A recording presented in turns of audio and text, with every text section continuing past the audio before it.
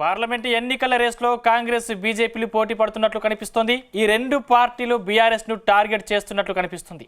వరుసగా బీఆర్ఎస్ నేతలు ఒక్కొక్కరిగా కాంగ్రెస్ బీజేపీలో చేరుతుండడం గులాబీ పార్టీలో గుబులు పుట్టిస్తుంది. నాగర్ కర్నూల్ ఎంపీ రాములు బీజేపీలో చేరిన 24 గంటల్లోనే మరో ఎంపీ కాషాయం కండువా కప్పుకున్నారు.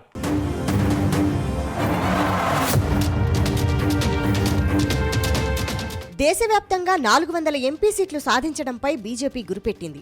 వరుసగా మూడోసారి కేంద్రంలో అధికారంలోకి రావడంపై కమలనాథులు కన్నేశారు. ఇందులో భాగంగా గెలుపు గుర్రాలపై దృష్టి పెట్టింది.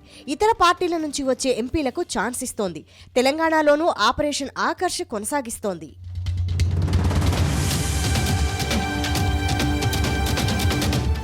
తెలంగాణలో ముఖ్యంగా బీఆర్ఎస్ నేతలను చేర్చుకోవడం పైన కమలనాథులు దృష్టి సారించినట్లు తెలుస్తోంది. అసెంబ్లీ ఎన్నికల్లో ఓడిన బీఆర్ఎస్ కు వరుస ఎదురుదెబ్బలు తగులుతున్నాయి. నాగర్ కర్నూల్ ఎంపీ రాములు బీజేపీలో చేరి గంటలు గడవక ముందే మరో సిట్టింగ్ ఎంపీ బీఆర్ఎస్ కు షాక్ ఇచ్చారు. సీనియర్ రాజకీయ నాయకుడు జహీరాబాద్ ఎంపీ బీబీ పాటిల్ బీఆర్ఎస్ కు రాజీనామా చేశారు. బీజేపీ కండువా కప్పుకున్నారు. కేంద్ర మంత్రి చంద్రశేఖర్, బీజేపీ నేతలు తరుణ్ చుగ్, తెలంగాణ బీజేపీ నేతల సమక్షంలో పాటిల్ కు కాషాయం కండువా కప్పి తమ పార్టీలోకి ఆహ్వానించారు.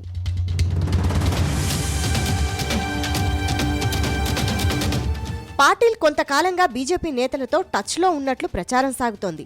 తిరిగి తనకు జహీరాబాద్ సీటు ఇచ్చేందుకు అంగీకరిస్తే పార్టీ మారేందుకు సిద్ధమని చెప్పినట్లు సమాచారం. ఇందుకు బీజేపీ అంగీకరించడంతో కాషాయ కండువా కప్పేసుకున్నారు. ఆయన రాబోయే ఎన్నికల్లో బీజేపీ నుంచి పోటీ చేసేందుకు సిద్ధమవుతున్నారు.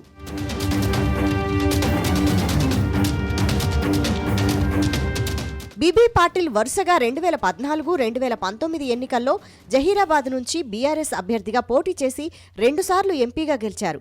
నియోజకవర్గంలో పట్టు సాధించారు. అసెంబ్లీ ఎన్నికల్లో ఓడిన తర్వాత ఆయనతో బీజేపీ నేతలు టచ్లోకి వెళ్లారు. తమ పార్టీలోకి రావాలని ఆహ్వానించారు. ఎంపీ రాములు బీజేపీలో చేరిన తరువాత పాటిల్కు సీటుపైన హామీ దక్కినట్లు చెబుతున్నారు. ఫలితంగా ఆయన పార్టీలో చేరారని సమాచారం.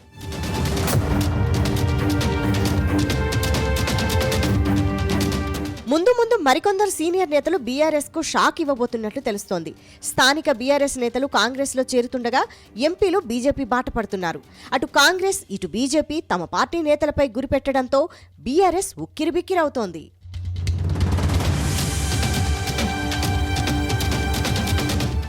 అటు పార్టీ నేతల జంపింగ్లతో బీఆర్ఎస్ హైకమాండ్ కీలక నిర్ణయం తీసుకుంది. రాబోయే లోక్సభ ఎన్నికల్లో పూర్తిగా నమ్మకస్తులకే టికెట్ ఇవ్వాలని నిర్ణయించింది. గత బీఆర్ఎస్ ప్రభుత్వంలో పదవులు అనుభవించిన వారు ఇప్పుడు వేరే పార్టీలలో చేరిపోవడంతో అలర్ట్ అయింది. అందుకే కేసీఆర్ ఈ నిర్ణయం తీసుకున్నారు.